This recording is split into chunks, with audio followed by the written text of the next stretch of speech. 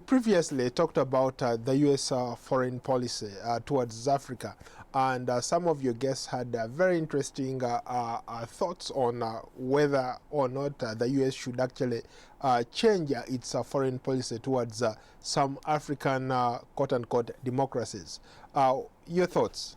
Both of them were of the view that perhaps it is a high time that the U.S. African policy underwent some fundamental changes, and that would call, for example, for a shift in terms of how the U.S. has interacted with Africa. We're talking about, in fact, some coming up saying what is needed is a paradigm shift. When you talk about a paradigm shift, what are you trying to say? Maybe break it down for our ordinary viewer. The U.S., in terms of its interaction with Africa, has somewhat taken a traditional way of doing things.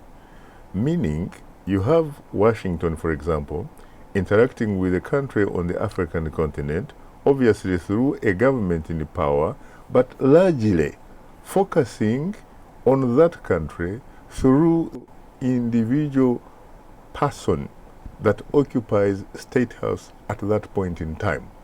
So these people, in fact, think, whereas the U.S. is entitled, obviously, like any other country, to having its vital national security interests. They may be trade. It may be fighting against terrorism. Yes, you can still do that, but you can also do it in tandem with making sure that you're also promoting fairness and justice for the people in that particular country.